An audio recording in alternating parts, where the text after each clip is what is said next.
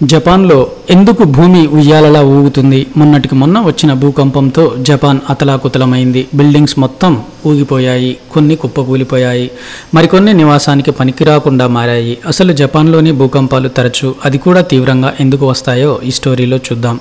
Japan దేశం మొత్తం భూకంపాలు వచ్చే ప్రమాదకరమైన ప్రాంతంలో ఉంది. ఇది మనుషులు బతకడానికే చాలా సెన్సిటివ్ అని సైంటిస్టులు ఎప్పుడో ప్రకటించారు. అందుకే ఇక్కడ పర్మనెంట్ ఇల్లు కానీ నిర్మాణాలు కానీ చాలా తక్కువగా ఉంటాయి. ఉన్నా కూడా భూకంపాలు వచ్చే సమయంలో తొందరగా బయటకు వచ్చి ప్రాణాలు కాపాడుకునేలా ఏర్పాట్లు చేసుకుంటారు ప్రజలు.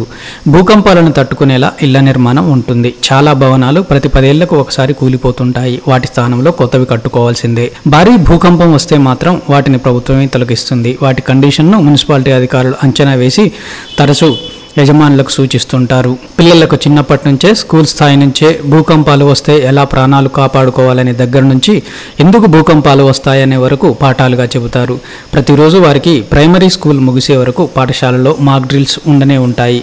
ఇక జపాన్ ప్రాంతంలో భూమి లోపల ఉన్న టెక్టానిక్ ప్లేట్స్ ఎప్పుడూ అడ్జస్ట్ అవుతూ ఉంటాయని సైంటిస్టులు చెబుతున్నారు. సాధారణ భాషలో చెప్పాలంటే ఒక పెద్ద భూపొర అటు ఇటు కదలడం వల్ల వస్తాయి భూకంపాలు. ఈ టెక్టానిక్ ప్లేట్ అంటే ఏదో చిన్న ముక్క అని అనుకోవద్దు.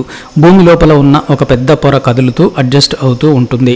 ఒకదాని కిందకు మరొక ప్లేట్ వెళ్ళినప్పుడు భూమి కదులుతుంది. ఈ టెక్టానిక్ ప్లేట్ మందం 79 కిలోమీటర్ల మందంలో ఉంటుంది. అంత మందం ఉన్నా కూడా దాని కదలికలు పై పొరకు వచ్చి షేక్ చేస్తుంటాయి. ఒకదానికి ఒకటి భూమి లోపల జాయిన్ అయ్యే సమయంలోనే ఎక్కువగా ఇక్కడ భూకంపాలు సంభవిస్తాయని శాస్త్రవేత్తలు చెబుతున్నారు. పైగా భూమి లోపలి భాగం రింగ్ ఆఫ్ ఫైర్కు దగ్గరగా ఉంది. ఇక్కడే కాంటినెంటల్ ప్లేట్స్, టెక్టానిక్ ప్లేట్స్ ఉన్నాయి. అవి ఢీకొన్నప్పుడు కానీ అడ్జస్ట్ అయినప్పుడు కానీ భూకంపాలు ఏర్పడతాయి అంటున్నారు సైంటిస్టులు.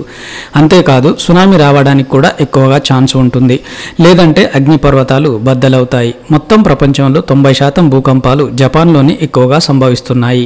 అయితే ఈసారి కొత్త సంవత్సరం వస్తూనే భారీ భూకంపాన్ని తీసుకొచ్చింది. దాదాపు 40,000 మంది నిరాశ్రయులయ్యి ప్రభుత్వ ఆశ్రమాల్లో ఉన్నారు.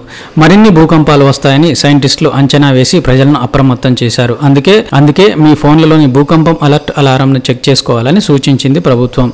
భూకంపం వచ్చే ఛాన్స్ ఉంటే జపాన్లోని ప్రతి సెల్ ఫోన్ డేంజర్ అలారం మోగుతుంది.